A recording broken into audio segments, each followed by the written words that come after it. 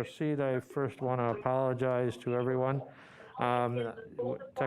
Technology works great when it works, and when it doesn't, it's always a challenge. So with that being said, I would like to re-verify the supervisors that are on the meeting and have made the transition. So I'm going to ask the clerk to call roll again. Eastrom. Here. Boots. Book.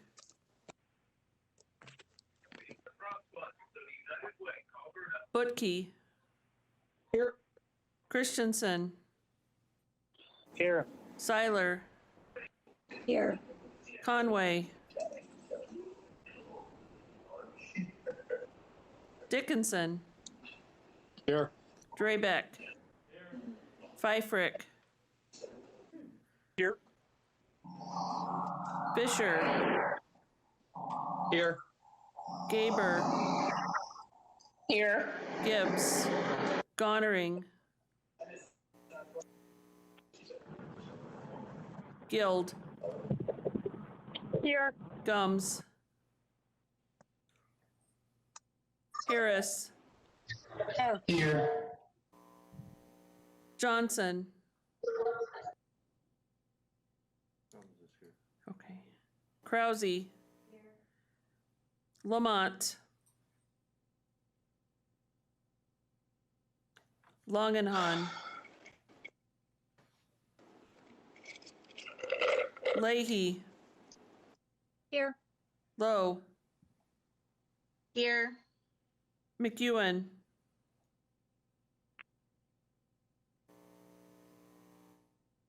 Oberbeck. Here. Opal.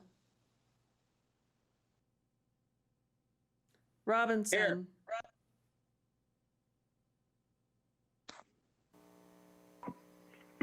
Okay. Rosenberg. Schley. Here. Stiefelt. Here. Soibert. Here. Stark. Here. Van Cray. Here. Vole. Wagner. Here. Zhang. Here. Boots. Here. Book.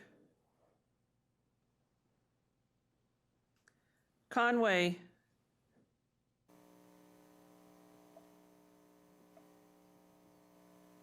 Johnson. Lamont. Longenhan. McEwen. Thank you. Again, I apologize to everyone for having to go through. Process, it is what it is. And so we're back to the Community Partners Campus presentation. So I would invite them back and start where they feel that we were lost. Okay. My name's Brian Gumness with the BA and Esther Greenheck Foundation. I'm not sure where we got cut off. I'm not going to repeat my message if I was cut off early, but all I want to say is that my message was that our partners, the Neighbors Place, Catholic Charities, First Presbyterian, Free Clinic, North Central Community Action Program, all serve Marathon County, not just specifically the greater Wausau area, but the entire county. And in the packet of which was sent out to you, you do see statistics and numbers that will back up that particular statement. But with that then, I had passed off the reins to Mr. Dave Bliven, who was going to talk about the facility itself and the impact that it will have, again, on our partners. Thank you. Well, thanks again. I'm back. I think we get cut off somewhere as I was talking about the tangible benefits of community partners campus for the county. And, I talked a little bit about, we can provide below market lease rates for all of the tenants, which obviously financially will help them. We can provide shared spaces in the new building that will decrease the amount of space they need, again, easing a little bit of the financial burden.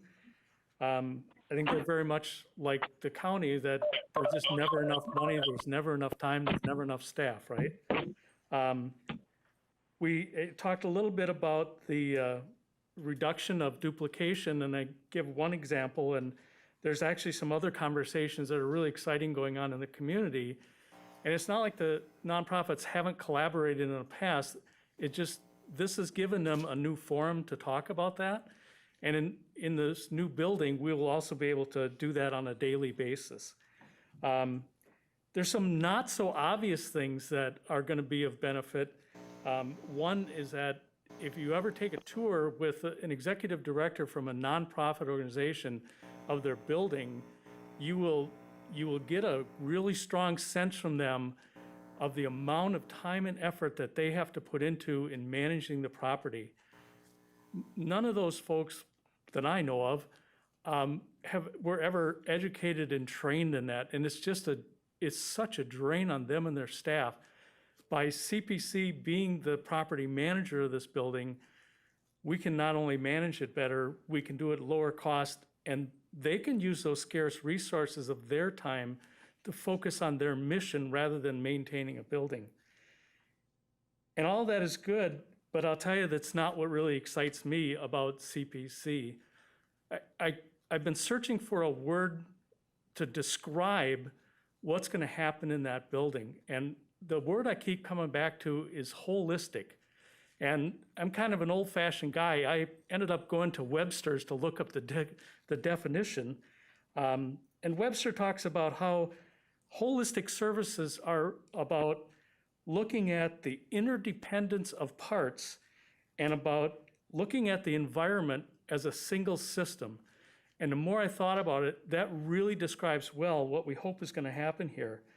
We're going to provide short-term help for, food and overnight housing and those kind of things. But what's really exciting is taking a different approach to the long-term needs of those people who are vulnerable in our community. Right now, there's very little that we can offer in the terms of health care. The free clinic is going to do just so much for our community and those people in need. And Marathon County Health Department has gotten really excited and said, we want to be part of this. We don't know if we need an office there or if you just refer back and forth, but it's another source of resource.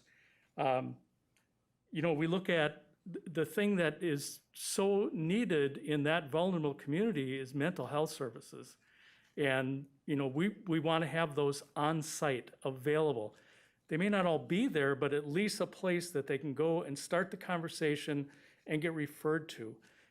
Whether it's a mental health issue or an addiction issue or any of those kind of things, to have those all in that location, when that person shows up in the building, they can be referred or just drop in and talk to somebody and get that help.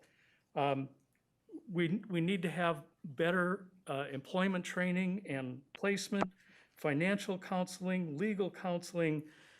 It really is a holistic approach to ending homelessness and hunger in our community. And this, I'll just close with a quick story. This just was a couple weeks ago. I was talking to a lady at Job Service, and they had made a donation of some furniture for this property. And we got to talking about what they do and what we hope we're going to do in this building. And she said, Dave, I can get people training for employment. I can get them a job. I can get them a job that would sustain them financially for the rest of their life, a job that has growth potential, that they could really blossom well. But the problem is, if they have an underlying condition, addiction, mental health, whatever it is, they won't be successful. And until we start providing that kind of help to those people in our community, we're not going to get that long-term sustainable people. So that's my story. Any questions? All right, thank you. Yes. Supervisor Krause. Thank you, Chair Gibbs. You had mentioned that the planning might occur, or the location for this might occur in 2 years, and I was wondering why it would take so long. Well, we really need this sooner than 2 years. Our target is next fall, and it doesn't need to take that long. We have a couple of things to do. We have to do some fundraising, but we think that's going to go pretty quick. After that, it's do the design for the renovation, and I'd like to start the renovation next spring. But we can't start that until we have a building available. So it really isn't 2 years, and we can't really afford to wait that long either. So good question. Any other questions by board members? Supervisor Guild. Supervisor Guild is recognized. So thank you for the presentation. I guess the only question I have is, I've heard that you've been looking at a few different sites around the area, and I'm just curious, is our social services building like your top choice? Are you still looking at alternatives? Where are you at in the process of identifying a permanent home? We have been looking for different sites. We started that in earnest a few months ago, and right now, the social services building, from a design and function and location, is perfect. I don't think we could come up with a better solution for our community. It's a social services building now. It's going to stay a social services building. You know, it's right on the bus line. We calculate a need of about 30,000 square feet. The one thing it doesn't have is warehouse space, which for the food pantry, that's mostly warehouse space.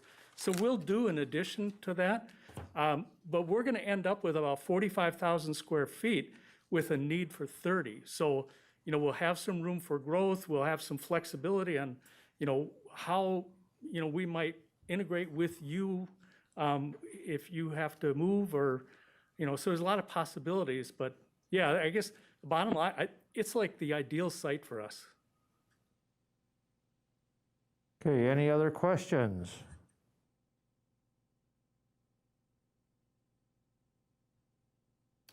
Okay. Right. Any Can I additional? Yes, Bring one more person up. absolutely, absolutely. I'd like to ask the executive director of the Neighbors Place, Donna Ambrose, to come up and share a little bit more of a direct perspective of one of our potential future tenants. Donna? Good evening. Can you see me, hear me? Little vertically challenged. I don't want to touch anything. Okay. Right, don't touch anything. I'm Donna Ambrose. I'm the executive director of the Neighbors Place, and just wanted to share some insight for all of you from the perspective of a director of a nonprofit. I've been in this community for only 9 short months, and I can tell you the spirit of collaboration between all of the nonprofit leaders that I've interacted with has just been amazing. And to have a space where we can share our knowledge, share our resources, is only going to make us stronger.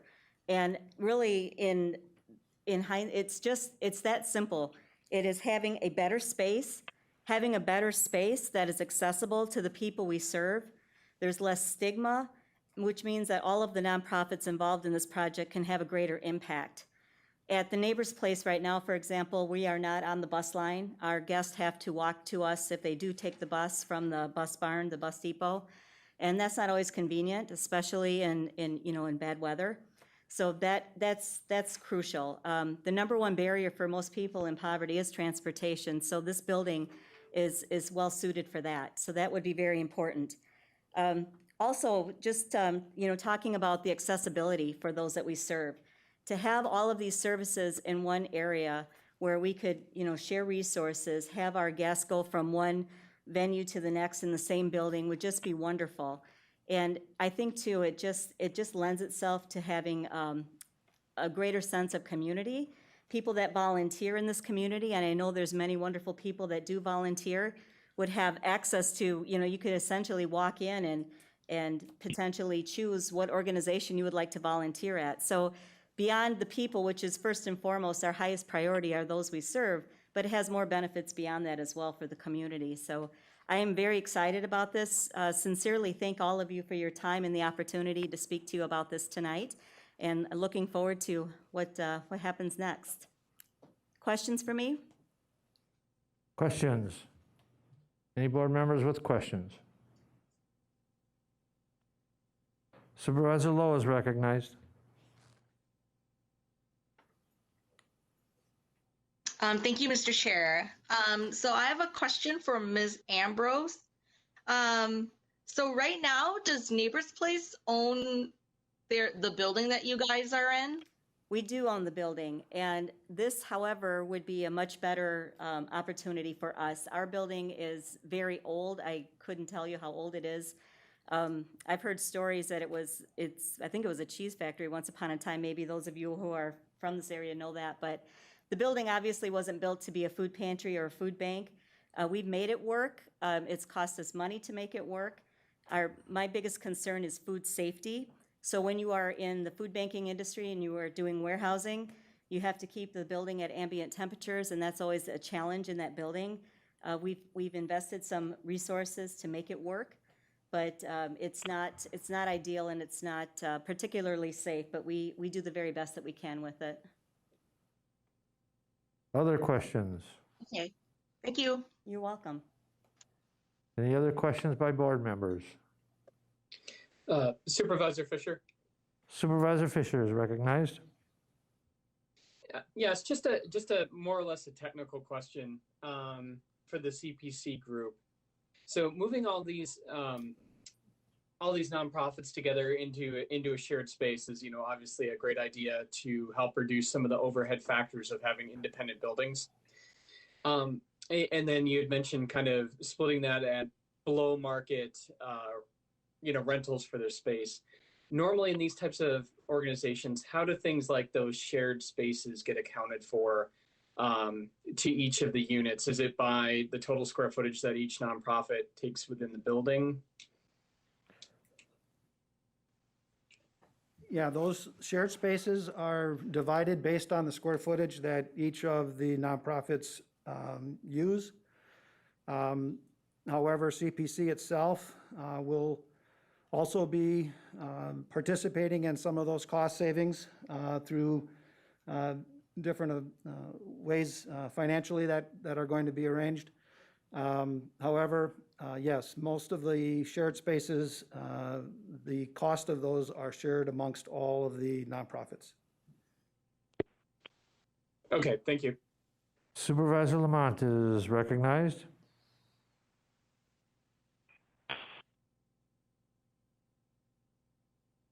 Where someone was explaining the shared costs. So this is all new to me. Is this information tonight? And where are we going with this? What? Yeah, this is the information session. The next steps this is a huge undertaking. There'll be some discussion, and various committees will have an opportunity to weigh in. This is by no means a decision point at now. And so there is going to be some discussion on the next HR Finance Committee, Property Committee meeting. And so, because we also have to take into consideration multiple businesses, or in this case, one large department, social services, along with the credit union. So, it's accelerated the timeline. And so there'll be some discussions at HR, and there'll be opportunities for Health and Human Services also to enter into the discussion. So again, this is just an information to understand, and if there's questions that supervisors need answered, this is the time that you could at least bring up those concerns and questions for the committees to look at. Okay, thank you, because I think this is fantastic. And when I was working as a pastor, I dealt with a lot of these challenges and seeing people struggle going from place to place and transportation and all those issues. So I think this is great. Okay, any other questions by board members? Could I make a quick response? Absolutely. Those are really some great questions. I just want you to know, this is not the first one of its kind. There's an organization called the Nonprofit Centers of America, and there are 500, more than 500 of those in the United States and Canada already, and really growing in popularity because of the advantages. So we've been really leaning on them for their experience and what's working and what's not. So, you know, the questions you're asking is exactly what we've been asking of them. How do we do this? What's the best way? What's the pitfalls? So I just want to assure you that we're not just kind of making this up as we go. There is a model we're following. Supervisor Harris has a question, and so Supervisor Harris is recognized. More of a comment. Like Supervisor Lamont, I've seen this because I work for a nonprofit as an attorney. A lot of our clients that come in have multiple needs, and they're served by a lot of organizations that are partners of the campus here today. I mean, I've seen a client that was 8 months pregnant and had 2 kids facing homelessness and needing food and other resources, and having to try to scrape up money to ride buses from one area to another area in the middle of winter. It's very difficult for a lot of people out there, and these organizations provide much needed services, and being able to have them in one center, it's not just about saving overhead costs, it's about real people. And I think if we can help them in terms of renting the space, which I think is the ideal space as well, I certainly think that we should all try to do as much as we can to do that, because not only do they help people in terms of everyday needs, but they prevent homelessness as well. A lot of people get rental assistance from some of these places and in other parts of these organizations that prevent a lot of additional cost that would be a burden for the county. So I just ask people to really think about that as it moves forward, how much this would totally be a benefit to the community economically, but also think about the real people that would benefit from them all being in one center. Thank you. Thank you. Any other questions by supervisors? I think we only need to look to our vision. One of the statements in our vision says to be the healthiest, safest, and most prosperous. If we're providing an overall encompassing services to residents that do not need to go to multiple stops to get the services that they need, I think it serves the community and serves the citizens of Marathon County much better. Supervisor Krause. Thank you, Chair Gibbs. I just have a question about accounting for the people that you serve, or for the people that you serve. I'm just wondering if there are some cases where there might be alcoholics or drug addiction, and these people would become evicted or homeless time after time. If you keep any records or anything like that so that these people can be served in a better way. Thank you. Supervisor Krause, that is a wonderful question, and quite honestly, that is one of the main reasons why we are trying to bring all of these nonprofit organizations under one roof. Yes, those individuals are identified through the different agencies that already service them, Catholic Charities, Salvation Army, et cetera. Our hope is that through further collaboration efforts, because we're all under one roof, we will be able to better identify those individuals, create better paths forward for those individuals and try to do our best to increase our impact on getting those people back into society.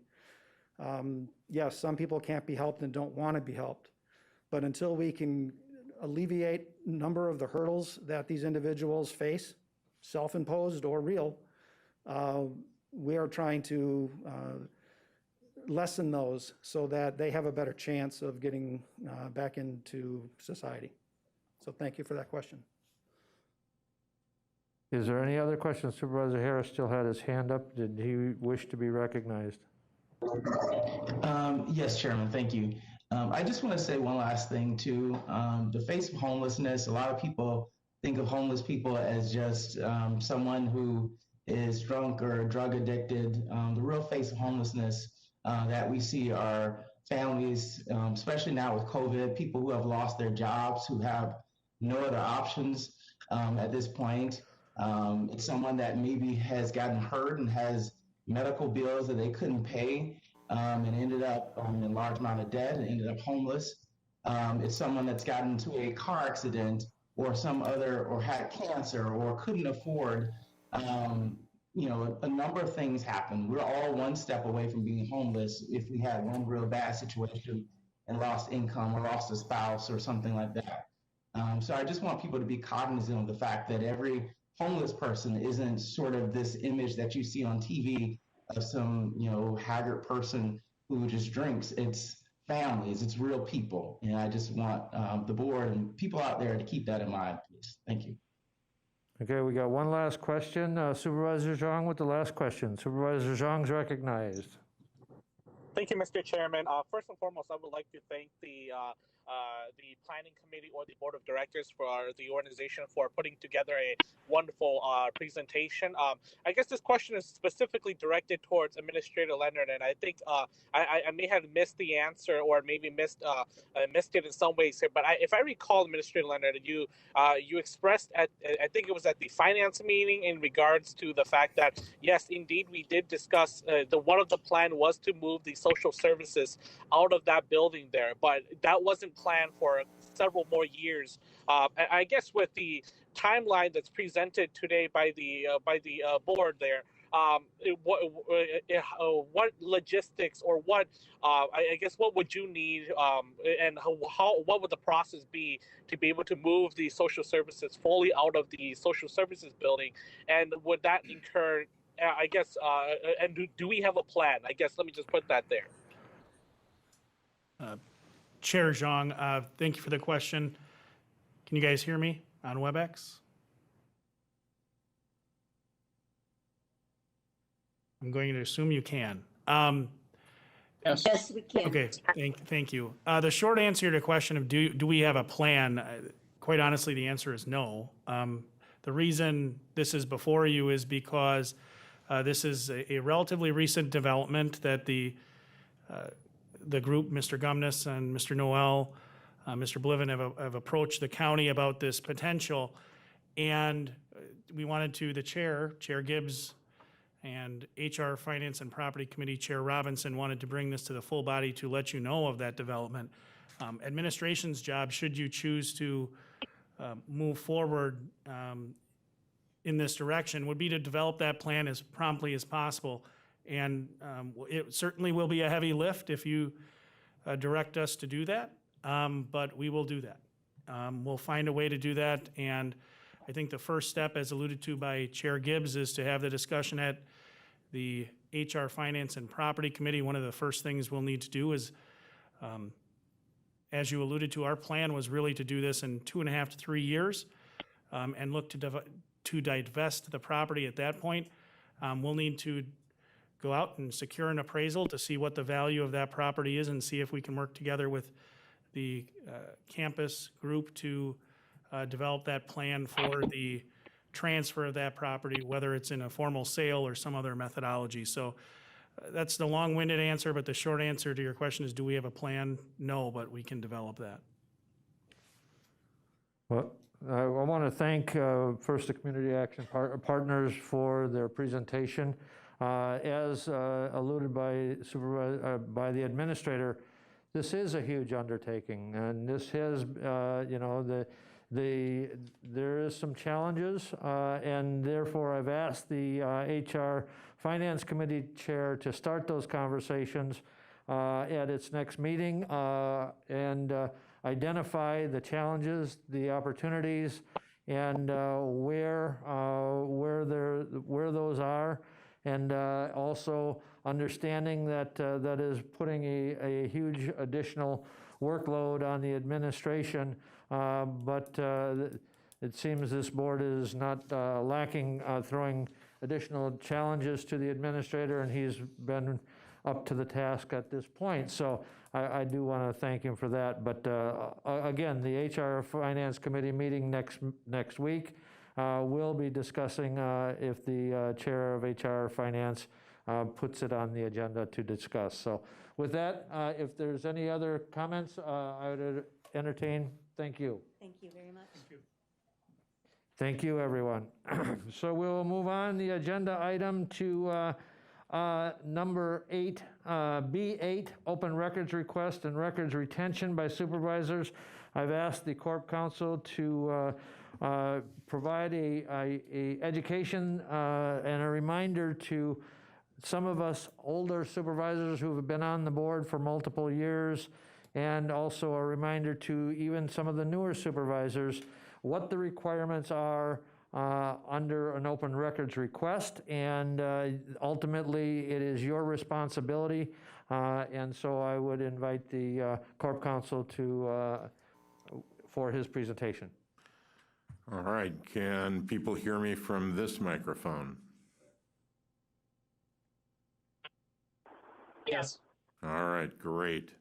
So this is intended to be just sort of a brief refresher regarding public records, hitting some of the highlights that we've talked about at the time of orientation. The Wisconsin Public Records Law is found under section 19.31 to 19.39 of the Wisconsin statutes. It is Wisconsin's version of the Freedom of Information Act. So you'll see many people referring to things as FOIA requests. However, under Wisconsin law, and especially with respect to Marathon County records, we're governed by the Wisconsin Public Records Law. And obviously there's interplay between the Public Records Law and the Open Meetings Law. And I'm not going to go into that tonight. Specifically, the issue that I was asked to talk about was just a reminder that as elected officials, you are the custodian of your own records. And Marathon County staff stands by to assist you in responding to public records requests. And we've had a number of them within the last 2 months, and we are diligently working on responding to several of those requests. I know I've had an opportunity to speak with many of you about one request in particular, but I was asked to do just a general reminder about this. Our role is certainly to assist with respect to the response, and we anticipate that that full response will be provided in the very near future here. But the reminder is that you certainly are the custodian of the records that Marathon County holds with respect to the county-provided email and postings that are made on county social media sites. But you are also the custodian of records on postings that you make on your own private accounts or own private emails as well that relate to Marathon County business. And the case that I've always talked about with respect to that is Schill versus Wisconsin Rapids School District. The issue there was that employees of the school district were using school email to go ahead and send out personal emails, and the requester said, "Well, I don't care if it has to do with school business. I think since they're using government equipment, that as a requester, I should be entitled to receive copies of every email that they sent out on the government equipment. And the Wisconsin Supreme Court said, generally, disclosure of purely personal emails sent from or received by employees that evince no violation of law or policy is not required.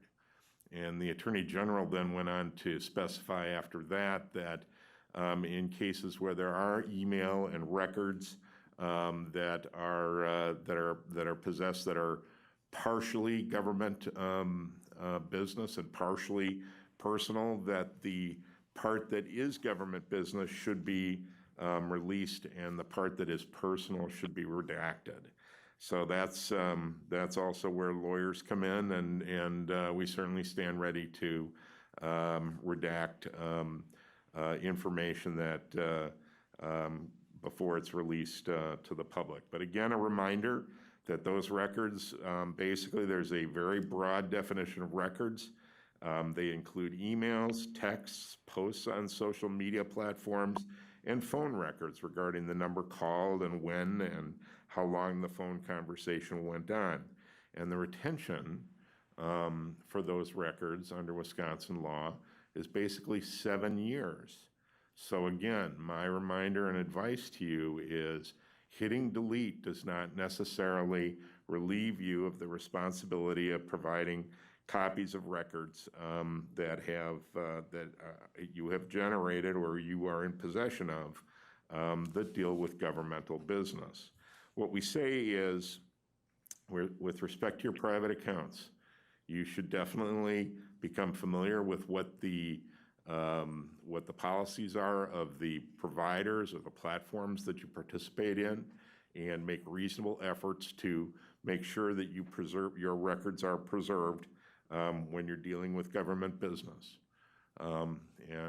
We certainly know that it is human nature to want to, especially when things become controversial, that people want to communicate with each other. But the advice that I always give is that the idea is that issues, especially the most controversial of issues, should be discussed and decided at open meetings as opposed to on any other platform. And that's why when you see an email from me, I always say, I am intending this email for informational purposes only. I'm asking that you not respond to me because I don't want to create a platform for discussion outside of public meetings. And I've got to say that I think everybody's had very good discipline with respect to that. And I appreciate that very much. But again, that's the advice. So that's it for the refresher. Okay, any questions by the board members? Any questions from the board?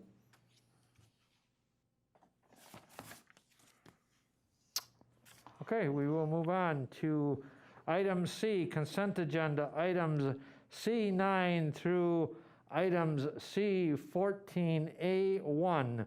Item C14A2 is pulled, and that will be voted on separately. That does require a 2/3 majority vote. So what is the pleasure of the board? Items C9 through C14A1.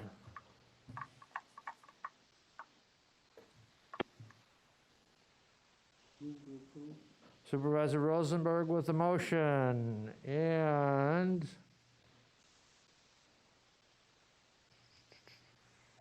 Supervisor Drabek with the second. Any discussion on the consent agenda? Again, items C9 through C14A1. Any discussion?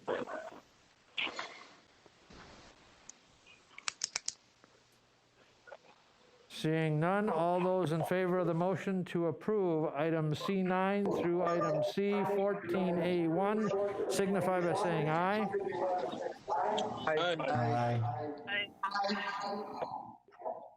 Opposed, same sign.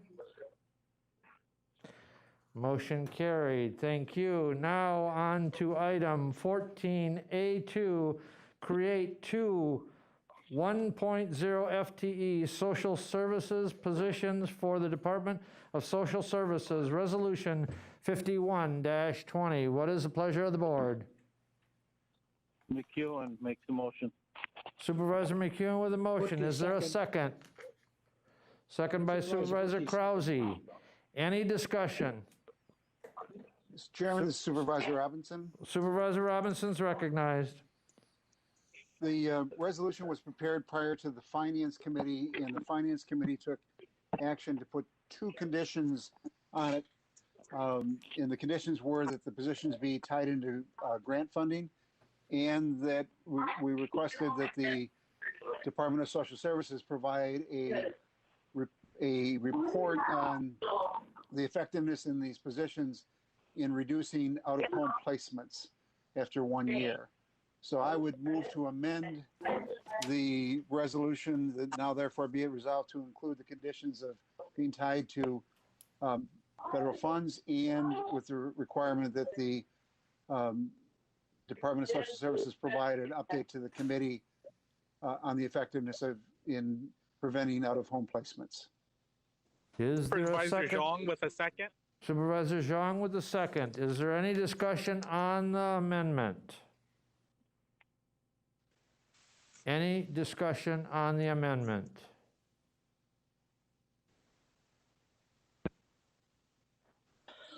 Seeing none, we'll vote on the amendment. The amendment is to include the requirements that it be tied to grant funding, those two positions, and that there be a report on the effectiveness of reducing out-of-home placements. All those in favor of the amendment signify by saying aye. Aye. Aye. Opposed? Same sign. The amendment carries. Now back to the motion as amended. Any discussion on the motion as amended? Supervisor Christensen here. Supervisor Christensen. Yes, Mr. Why resolution needs the 2/3 majority, while the other resolution doesn't? The Corp Counsel will address the question as to why item 14A2 requires 2/3 majority, because it is a budget amendment, and it changes, it spends additional resources that was not budgeted. And item 14A1 is just money internal, and there is no additional money spent. So it's a budget amendment. Thank you. You're welcome. Thank you, Mr. Chair. Any further discussion? Again, this does require a 2/3 majority vote, and because of the majority requirement, I am going to ask the clerk to call the roll. Beestrom, Yes. Boots, Yes. Ook, Yes. Butke, Aye. Christensen, Aye. Seiler, Aye. Conway, Yes. Dickinson, Yes. Drabeck, Pfeifrick, Yes. Fisher, Yes. Gaber, Yes. Gibbs, Yes. Goddard, Guild, Yes. Gums, Yes. Harris, Yes. Johnson, Krause, Lamont, Yes. Longenhan, Yes. Lowe, Yes. Leahy, Yes. Mask, McEwen, Yes. Oberbeck, Yes. Opal, Yes. Robinson, Aye. Rosenberg. Schley. Aye. Seafelt. Yes. Soibert. Yes. Stark. Yes. Van Cray. Yes. Vole. Wagner. Yes. Zhang. Thank you. And the motion carries. It was unanimous, so that is 2/3. We will move on to resolutions. Item D15, resolution providing for the sale of not to exceed $17,845,000 general obligation health care project building bonds, Series 2020B, Resolution 49-20. What is your pleasure? Motion by Wagner. Motion by Supervisor Wagner. Is there a second? Second by McEwen. Second by Vice Chair McEwen. Is there any discussion on the motion?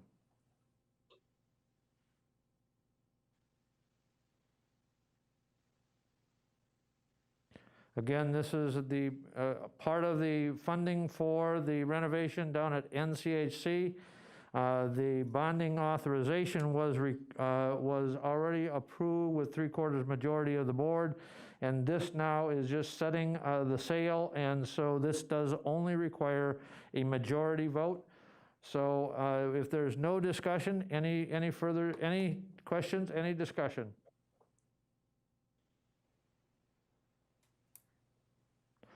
Seeing none, we'll proceed to vote on the motion to approve providing for the sale not to exceed $17,845,000 of general obligation health care project building bonds, Series 2020B, Resolution 49-20. All those in favor of the motion signify by saying aye. Aye. Aye. Opposed, same sign. Motion carried, and it was unanimous. Thank you. And we will move on to item D16, authorizing the creation of a pool or fund to collect route to recovery allocations from other units of government within Marathon County for the purpose of funding an eligible broadband project and/or purchase of other eligible goods and/or services. Resolution 52-20. What is the pleasure of the board? Supervisor Fisher to motion. Supervisor Seiler Fisher with the seconds. motion. Is there a second? Seiler seconds the motion. Supervisor Seiler is the second. Is there any discussion? Vice Chair McEwen. Vice Chair McEwen is recognized. Thank you, Mr. Chair. I know the idea of this is how are we going to be reaching out to these other municipalities about transferring their funds? The chair is going to author a letter and an email going out to each of the chairs of each of the towns, villages, and/or administration in each of the municipalities, and that will be going out tomorrow. Giving them, and we'll provide in there a contact if they're interested and have future discussion. Thank you. Any other discussion? Any other questions? Any other debate?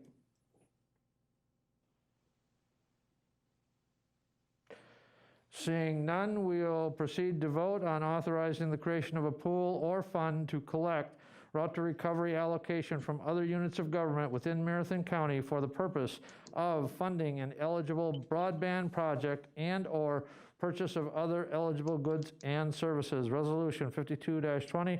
All those in favor of the motion signify by saying aye. Aye. Aye. Opposed, same sign. Motion is carried unanimously. We will move on to item E, County Board of Supervisors, item E17, and I would request the clerk read the resolution. Recognizing Rebecca Frisch's contributions to Marathon County upon her retirement.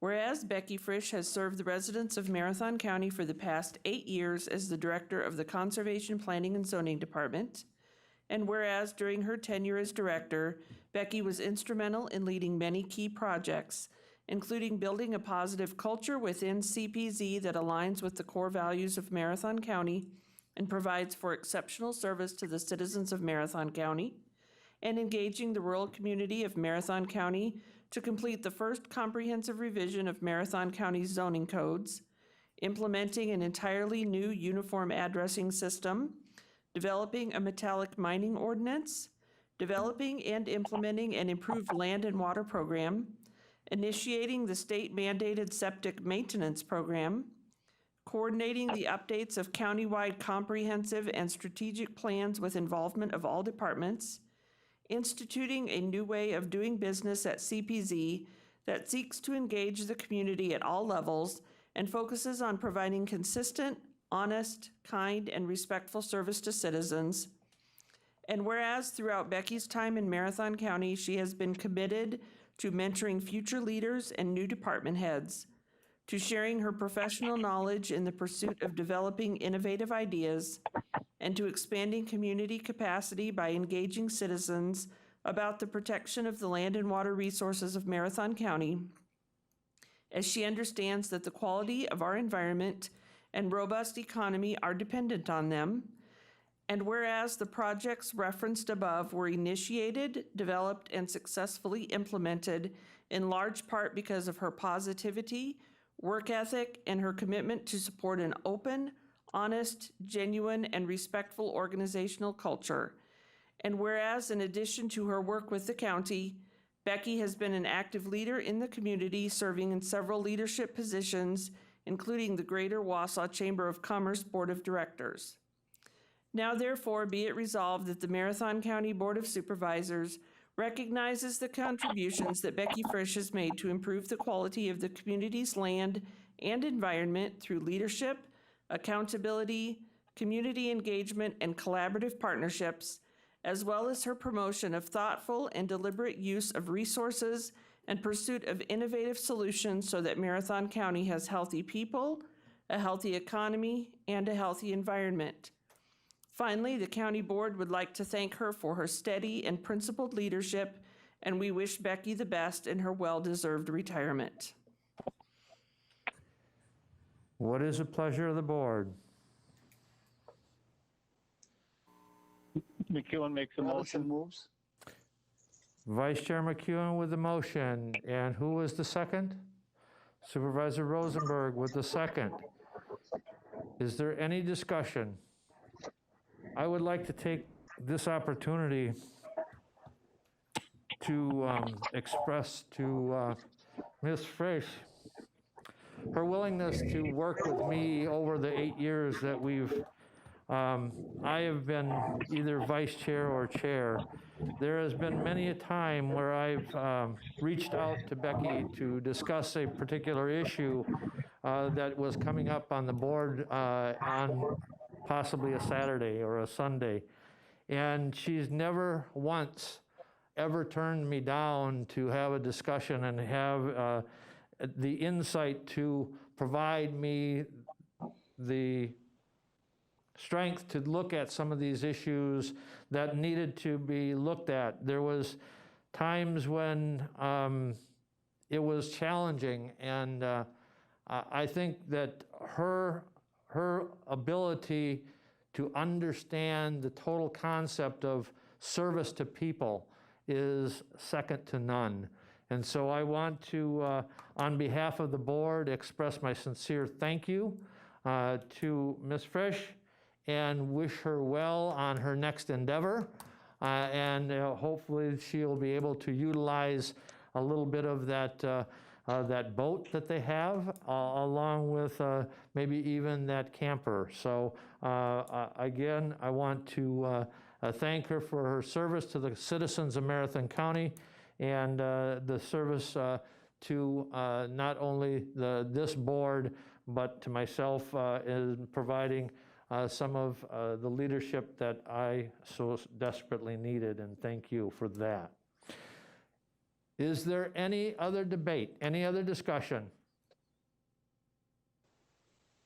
With that, I will call for the motion, and those in favor of the motion to approve recognizing Rebecca Frisch's contributions to Marathon County upon her retirement, Resolution 53-20. All those in favor signify by saying aye. Aye. Opposed? Motion carried unanimously, and I would like to request that Ms. Frisch come forward.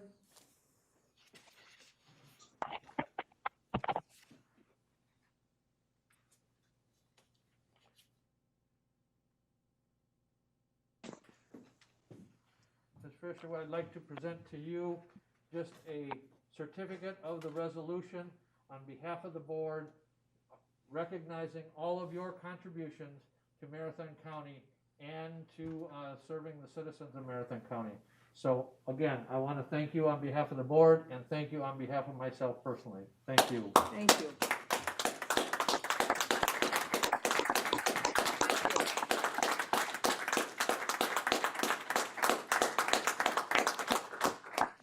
I want to thank all of you. It's a pretty emotional moment for me. So I got to start out with something funny. Think of this as a different color of hair and skinny and young. So when I was in college, I was able to work for both. Is it? Oh, it's on. I had the opportunity to work for both, first state government. I actually worked for the Department of Natural Resources, and I was cleaning pit toilets at Peninsula State Park in Door County. And I also worked for the National Forest Service. So I had the opportunity in college to work for both federal and state government. And my first job out of college was working for a county, Brown County Planning Commission. And when I got to the county and started working with the commission, and a year later I came to Marathon County to work, and I worked here for 5 years, and then Langley County, and then I came back here to work at the end of my career. I really knew that county government was the place to be. County government is the place where you can make a difference. So I was privileged. Everything in this resolution is teamwork. I was privileged to work with exceptional professionals here in Marathon County. Exceptional staff who believe in core values, who strive to do the best for the customers, and who believe in working as a team. Everything in this resolution was a team effort. I want to thank all of you because all of you make a difference. We as county staff cannot do what we do unless we have the support of administration, the support of the county board, the support of our staff, and the support of the community, and we can make a difference. So I want to thank you, and I wish you all the best.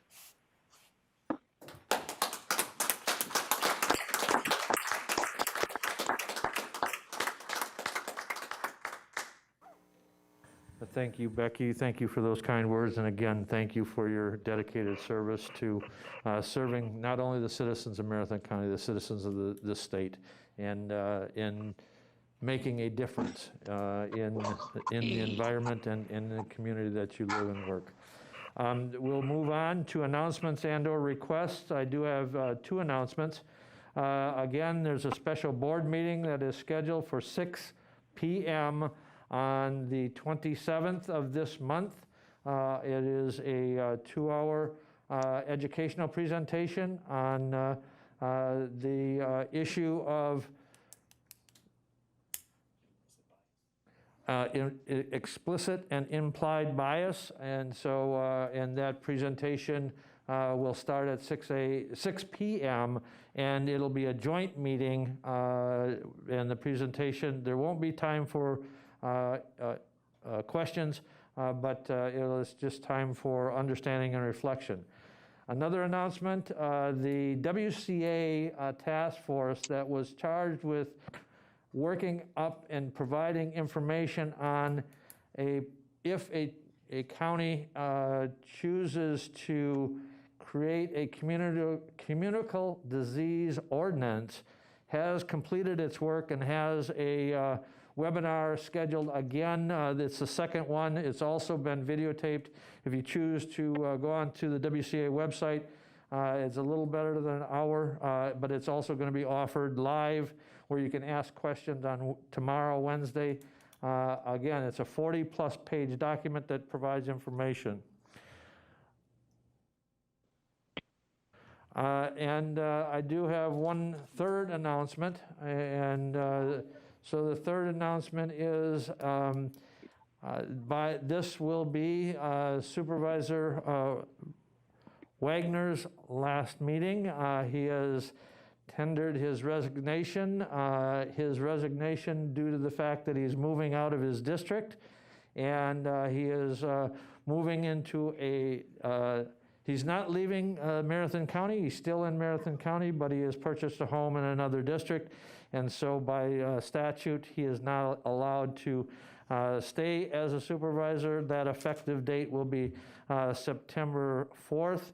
And I do want to express my sincere thank you to Supervisor Wagner for his service and dedication to the citizens of Marathon County. And so that's any other announcements. Supervisor Krause. Thank you, Chair Gibb. In case you don't know, and many of you do, that today is the 100th anniversary of the ratification of the 19th Amendment to the U.S. Constitution.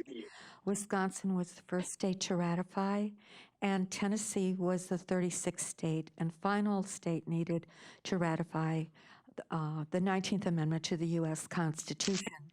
Even before this, though, women were in the Senate and in the House of Representatives, especially in the western states. There was a woman named Jeanette Rankin who was elected to the Montana legislature in 1916.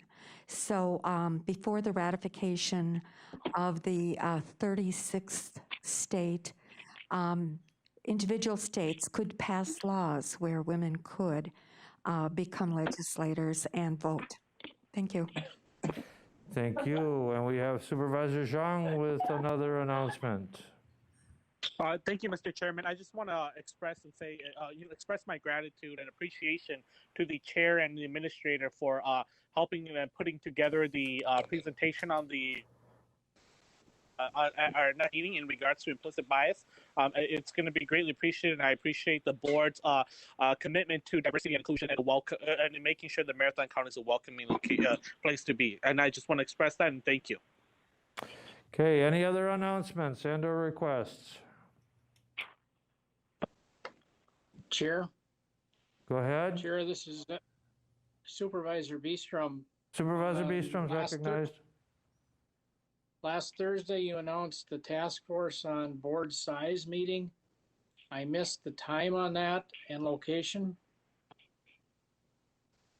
I would, Supervisor Robinson, could you provide the time of the next county board task force meeting on size? That is tomorrow afternoon at 3:30, and it will be at on River Drive, or you can participate remotely. Okay, it'll be on WebEx. Tomorrow afternoon is the next meeting at 3:30, and it'll be offered by WebEx and also at River Drive. Any other announcements and or requests? Thank you. Any other announcements and or requests? If not, we are down to item number 19. I will accept the famous motion to adjourn. Motion by Wagner. Motion by Supervisor Wagner to adjourn. Is there a second? Second by Harris. Second by Supervisor Harris. Any discussion? All those in favor of adjournment signify by saying aye. Aye. Aye. Opposed? We stand adjourned. Thank you, ladies and gentlemen, and have a great rest of your evening, and look forward to having everyone on the 27th.